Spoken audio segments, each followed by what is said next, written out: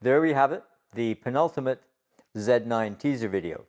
Last but one, because there's supposed to be four, and then it's rumored to be next week, Thursday the 29th, the camera will be announced.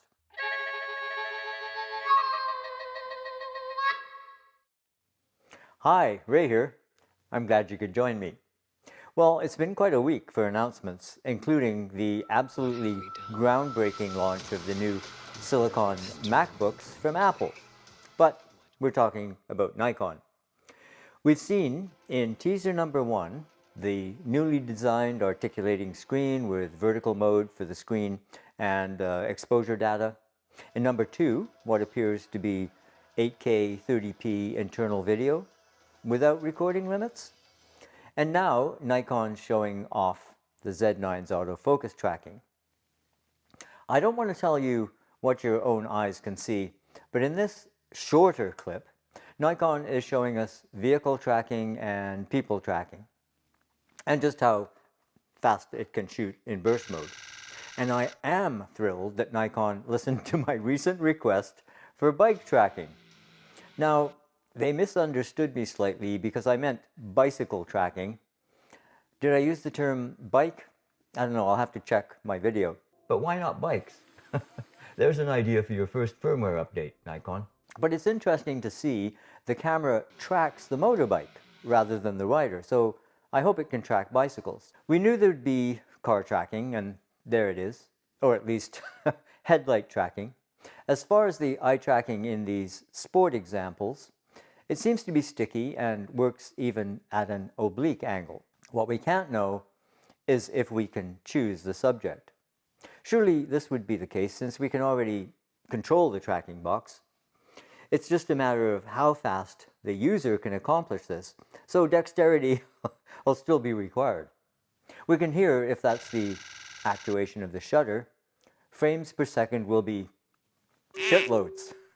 What Nikon hasn't shown is animal tracking. And I'd have thought, since they took it on safari in the last video, that we might get to see it track, say, a running cheetah or flying ibis. I mean, the bird.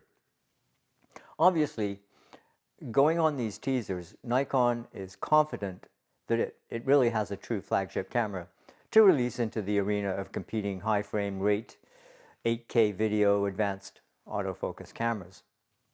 And as I say, it would be kind of silly for me to repeat what Nikon has gone to the trouble of illustrating in this video, just for the sake of watch time. So I'll return to the theme I've been stressing since I first weighed in on the prospect of this flagship camera. Anyone considering the Z9 will have to also consider processing and storage of the files that come out of it, particularly that 8K video. I've banged on about it from the beginning. Back in February, on the release of the Sony Alpha 1, I asked if Nikon should jump on the 8K video bandwagon. Well, it's taken them 9 months to incubate the Z9, and it became clear in March from Nikon's statement of intention that the camera would record 8K video, but we still know nothing about those files, still or video.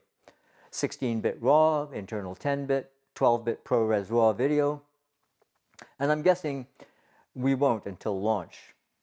At the same time as we see all the embargoed videos and endorsements from Nikon ambassadors. This video, I'm sad to say, is not sponsored by Nikon. Back in April, I looked at the first generation silicon iMac and decided it wasn't for me. And I've also said here that I was awaiting the next generation of Apple silicon chip computers, what everyone was calling the M1X. Well, as of Monday, when Apple launched the new MacBooks, no MacBook Minis, we now know that they are called the M1 Pro and M1 Max, and boy, do they sound like beasts. These are the kinds of computers that anyone processing photographs and high-resolution video are going to flock to. The accolades before anyone has even had their hands on one are already breaking the internet.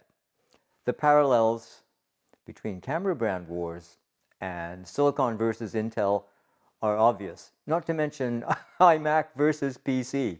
And far be it from me, as a Nikon enthusiast and Apple acolyte, to fan the flames, but really this fuselage from Apple is amazing.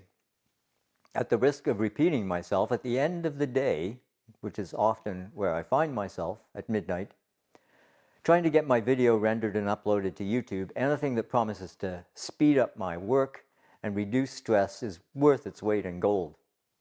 I've talked about how my Intel MacBook makes like an underpowered helicopter when it comes to processing video, or really anything else graphic heavy. I bought my present MacBook Pro literally a week before the Silicon Macs debuted. And yeah, I've mentioned that since I have a monitor, perhaps a Mac Mini would make sense for me, but Apple didn't mention the Mini on Monday, as I said. Is it gas that's got me chomping at the bit for one of those advanced MacBooks?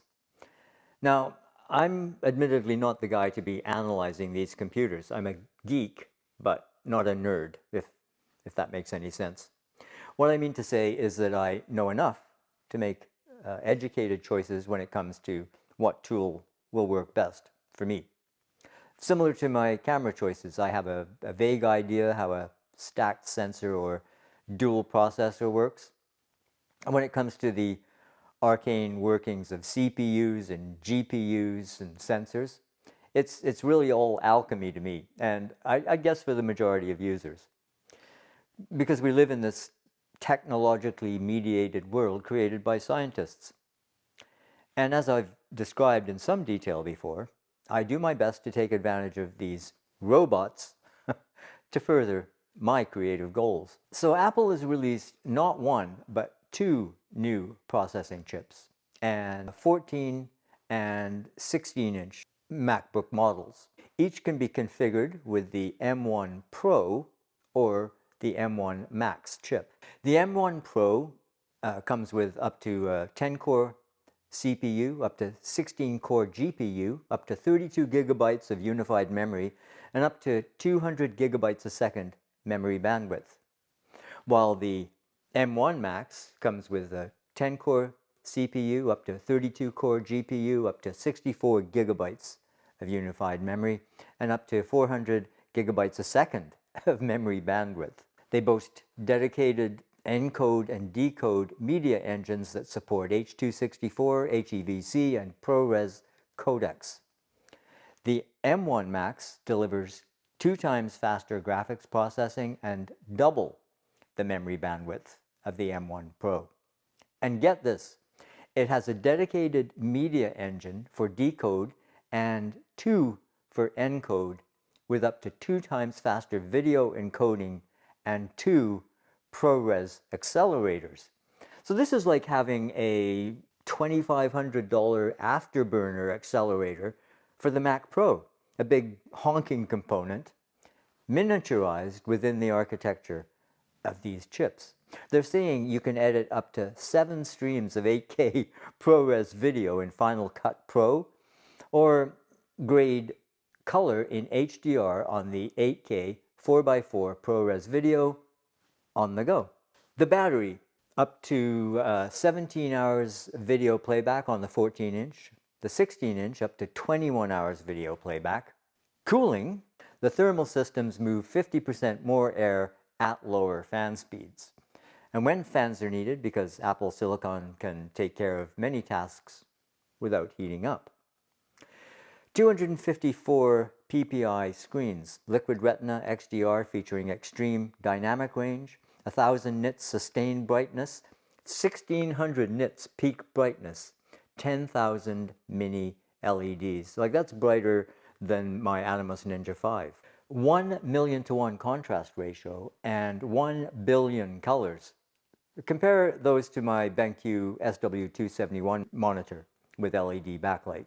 350 nits, 1000 to 1 contrast, and 1.7 billion colors. The 16.2-inch 3456 by 2234, 14.2-inch 3024 by 1964, 5.9 million pixels, so near 4K. something they call ProMotion, smooth scrolling while reducing power consumption. The adaptive technology automatically adjusts to match the movement of the content, with refresh rates up to 120 Hz. Video editors can also choose a fixed refresh rate that precisely aligns with their footage. How cool is that?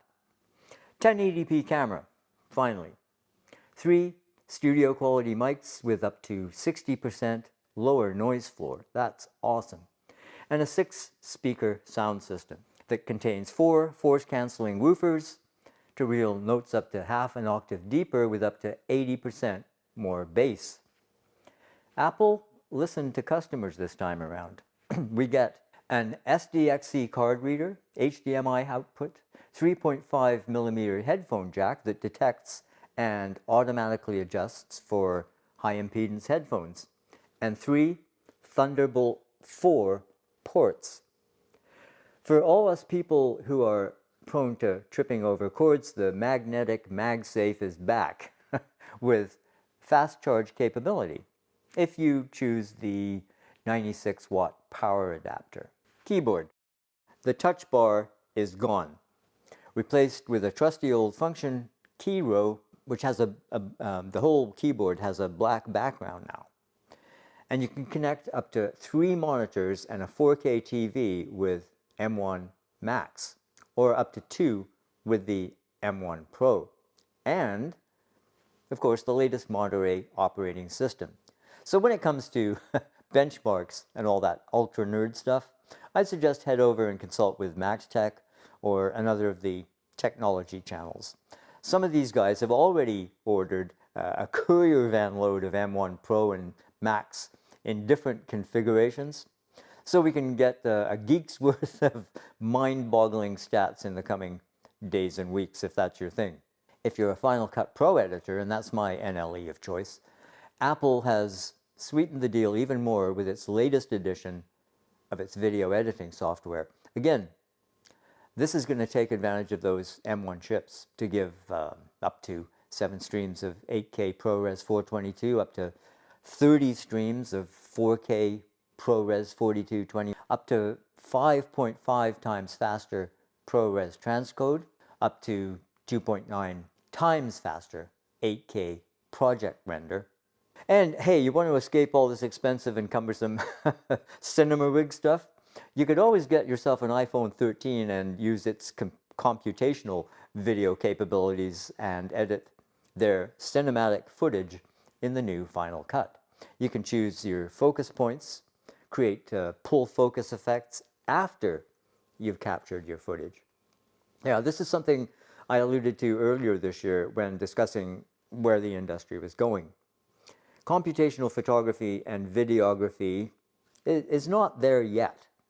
Eagle Eyes have actually pointed to minor glitches within Apple's own promotional material for iPhone 13 when it comes to that faux focus racking, and it's just available in 1080p 30 so far.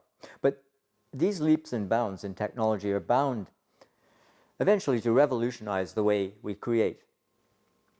But the big news here is the addition in the new Final Cut Pro of native tracking to track objects, effects, adjustments, and link titles, etc., without having to use a plugin, which is what I've been doing.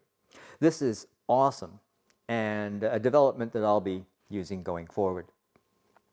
For me, one of these new MacBooks and a Z9, man, that would be the dream combo. If I could scrape together, what, 10 grand? So back to the Z9. We still don't have a firm idea of price. Will it be 6 or 7 grand? Will Nikon compete on the price point with the Canon EOS R5 and bring it in under 6,000 US? Now maybe these expenses mean less to a full-time pro, at least they can rationalize within a thriving business, but to an enthusiast, part-timer or semi-retired pro like me, and I think anyone trying to weather the financial stresses of the pandemic, these considerations aren't incidental. So again, it pays, so to speak, to think about how much it's going to cost you to buy the expensive batteries, for instance, the Z9 will use, if you aren't already a D850 or D6 user. And if you plan on recording 8K video internally, you'd need to budget a couple of thousand minimum for some of those big CF Express cards. I hate to add to the suspense as far as my commitment goes, but I'm still holding off on embracing the Z9. I need to sit down with a calculator when we know the retail price. Believe me, I've already added up the accessories. And now, Apple's come along with this whole friggin' orchestra competing for my limited resources. Well, until the next time, take care of yourselves. Cheers, and we'll see you later.